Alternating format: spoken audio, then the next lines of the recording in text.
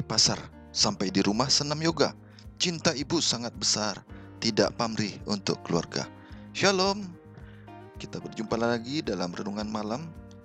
Hari ini hari Sabtu tanggal 18 April 2020. Saudaraku yang dikasihi Tuhan, kita akan belajar satu pekan ini. Renungan malam kita, Alkitab sumber resmi teologi kita. Baik, kita mulai dengan doa. Terima kasih Tuhan yang baik atas segala berkat Tuhan dalam hidup kami. Biarlah kami mensyukuri segala yang Tuhan sudah lakukan, Tuhan sediakan, Tuhan berikan dengan tulus dan tanpa pamrih dalam hidup kami. Terima kasih Bapa atas segalanya. Biarlah kami selalu merenungkan betapa baiknya Engkau Tuhan, selalu mengagungkan Engkau karena segala yang terindah yang Tuhan berikan dalam hidup kami. Selalu menyatakan rasa syukur kami atas segala bimbingan, pertolongan, dan kasih karunia-Mu dalam hidup kami. Bapa, kami akan belajar firman-Mu. Kiranya firman yang Tuhan berikan ini menuntun kami lebih dekat padamu, muliakan Engkau dan mengasihi-Mu selalu. Dalam nama Yesus, Tuhan dan penebus kami berdoa dan mengucap syukur selalu. Amin. Saudaraku, kita akan mulai dengan membaca ayat-ayat Alkitab yang mendukung pembahasan renungan malam kita dalam satu pekan ke depan. Ayat-ayat tersebut kita mulai dari Markus 7 ayat 1 sampai 13. Firman Tuhan, pada suatu kali rombongan orang Farisi dan beberapa ahli Taurat dari Yerusalem datang menemui Yesus. Mereka melihat bahwa beberapa orang muridnya makan dengan tangan najis, yaitu dengan tangan yang tidak dibasuh. Sebab orang-orang Farisi seperti orang-orang Yahudi lainnya tidak makan kalau tidak melakukan pembasuhan tangan lebih dulu, karena mereka berpegang pada adat istiadat nenek moyang mereka. Dan kalau pulang dari pasar, mereka juga tidak makan kalau tidak lebih dahulu membersihkan dirinya. Banyak warisan lain lagi yang mereka pegang, umpamanya hal mencuci cawan, kendi, dan perkakas-perkakas tempat. Karena itu orang-orang Farisi dan ahli-ahli Taurat itu bertanya kepadanya, mengapa murid-muridmu itu tidak hidup menurut adat istiadat nenek moyang kita, tetapi makan dengan tangan najis? Jawabnya kepada mereka, benarlah nubuat Yesaya tentang kamu, hai orang-orang munafik.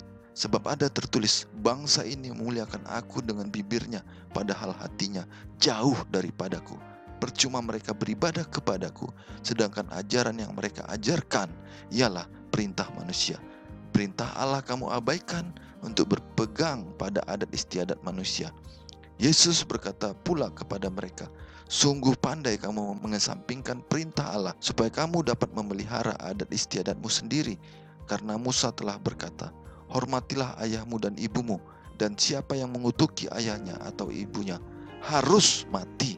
Tetapi kamu berkata, kalau seseorang berkata kepada bapaknya atau ibunya, apa yang ada padaku yang dapat digunakan untuk pemeliharaanmu sudah digunakan untuk korban, yaitu persembahan kepada Allah, maka kamu tidak membiarkannya lagi berbuat sesuatu pun untuk bapaknya atau ibunya. Dengan demikian, firman Allah kamu nyatakan tidak berlaku demi adat istiadat yang kamu ikuti itu, dan banyak hal lain seperti itu yang kamu lakukan. Ayat berikutnya, Roma 2 ayat 4. Maukah engkau menganggap sepi kekayaan kemurahannya, kesabarannya, dan kelapangan hatinya? Tidakkah engkau tahu bahwa maksud kemurahan Allah ialah menuntun engkau kepada pertobatan? Berikutnya 1 Yohanes 2 ayat 15 sampai 17. Janganlah kamu mengasihi dunia dan apa yang ada di dalamnya. Jikalau orang mengasihi dunia, maka kasih akan Bapa tidak ada di dalam orang itu. Sebab semua yang ada di dalam dunia, yaitu keinginan daging dan keinginan mata, serta keangkuhan hidup, bukanlah berasal dari Bapa, melainkan dari dunia. Dan dunia ini sedang lenyap dengan keinginannya, tetapi orang yang melakukan kehendak Allah tetap hidup selama-lamanya. 2 Korintus 10 ayat 5-6. Kami mematahkan setiap siasat orang dan merubuhkan setiap kubu yang dibangun oleh keangkuhan manusia untuk menentang pengenalan akan Allah. Kami menawan segala pikiran dan menaklukkannya kepada Kristus. Dan kami siap sedia juga untuk menghukum setiap kedurhakaan bila ketaatanmu telah menjadi sempurna. Ayat berikutnya Yohanes 5 ayat 46-47. Sebab jikalau kamu percaya kepada Musa, tentu kamu akan percaya juga kepadaku, sebab ia telah menulis tentang aku. Tetapi jikalau kamu tidak percaya akan apa yang ditulisnya, bagaimanakah kamu akan percaya akan apa yang kukatakan? Barang siapa percaya kepadaku, seperti yang dikatakan oleh kitab suci, dari dalam hatinya akan mengalir aliran-aliran air hidup. Yohanes 7 ayat 38. Itulah ayat terakhir yang akan mendukung kita dalam mengerti, memahami firman Tuhan yang kita pelajari dalam renungan malam 1 sepekan ke depan. Baik, kita masuk pada pembahasan hari ini. Judul pelajaran kita pekan ini adalah Alkitab, sumber resmi teologi kita. Ayat hafalan, carilah pengajaran dan kesaksian. Siapa yang tidak berbicara sesuai dengan perkataan itu, maka baginya tidak terbit fajar. Yesaya 8 ayat 20. Saudaraku yang dikasihi Yesus, tidak ada gereja Kristen yang tidak memakai Alkitab untuk mendukung keyakinannya. Namun, dalam berteologi, peran dan wewenang Alkitab tidak sama dalam semua gereja. Faktanya, peran Alkitab sangat berbeda dari satu gereja ke gereja yang lain. Itu adalah pokok masalah yang penting namun kompleks yang akan kita selidiki dengan mempelajari 5 sumber berbeda yang berpengaruh kuat terhadap penafsiran kita atas Alkitab, yaitu tradisi, pengalaman, budaya, akal, serta Alkitab itu sendiri. Kelima sumber ini memiliki peran penting dalam semua teologi dan gereja. Kita semua adalah bagian dari berbagai tradisi dan budaya yang mempengaruhi kita. Kita semua memiliki pengalaman yang membentuk pemikiran dan mempengaruhi pengertian kita. Kita semua memiliki pikiran untuk memikirkan dan mengevaluasi sesuatu. Kita semua membaca Alkitab dan menggunakannya untuk memahami Allah dan kehendaknya. Tetapi manakah dari sumber-sumber ini atau gabungannya yang memiliki wewenang paling akhir bagi kita dalam menafsirkan Alkitab? Dan bagaimanakah ini dipakai dalam hubungannya antara satu dengan yang lainnya? Memberikan prioritas kepada sumber manapun akan menuntun pada penekanan dan hasil yang sangat berbeda, dan akhirnya akan menentukan arah teologi kita secara keseluruhan. Jadi kita harus betul-betul menentukan pilihan kita akan kelima sumber tersebut, yaitu yang pertama tadi tradisi, apa yang biasa dilakukan oleh masyarakat di suatu tempat. Yang kemudian pengalaman, itu bisa dilakukan atau dialami oleh orang-orang yang berbeda dalam situasi yang berbeda, dalam kondisi lingkungan yang berbeda, sehingga mereka punya cara penafsiran yang berbeda. Kemudian budaya adalah satu pandangan, aturan menurut suatu suku atau bangsa yang harus diakui, dilakukan. Kemudian akal, masing-masing orang, kita berbicara mengenai IQ, EQ, dan juga quotient dalam hal kerohanian. IQ seseorang dengan orang yang lain berbeda, emotion quotient-nya berbeda juga, rohani quotient-nya juga berbeda, sehingga satu orang dan orang yang lain, masing-masing pribadi mempunyai cara pandang yang berbeda karena akal pemikirannya serta Alkitab sendiri. Saya anjurkan supaya kita menempatkan Alkitab di atas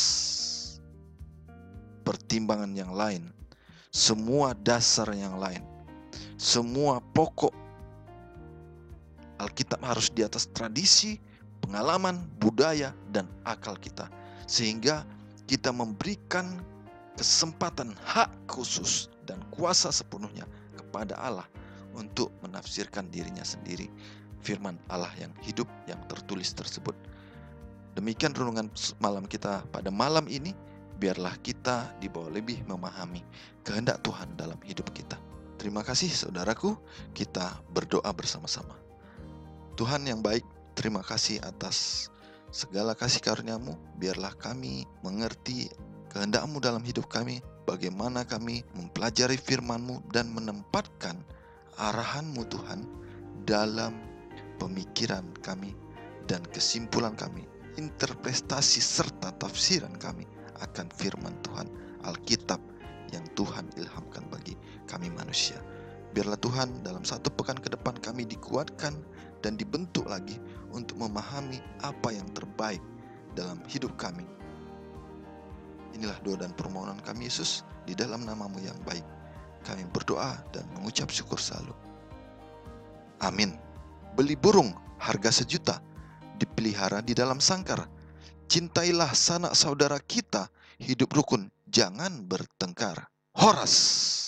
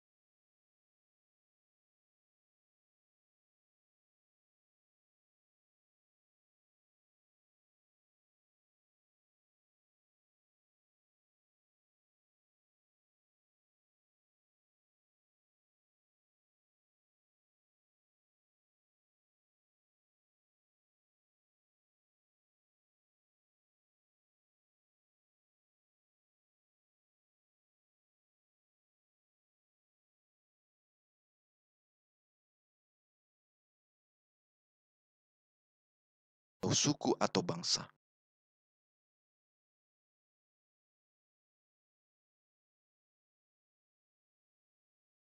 Di suatu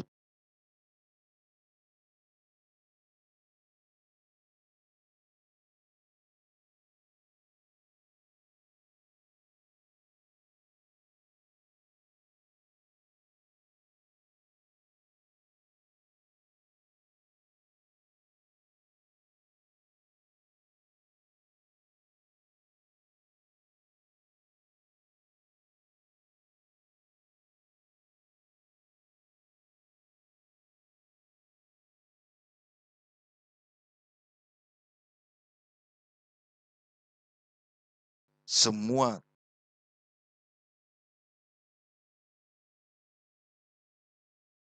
pemikiran yang lain.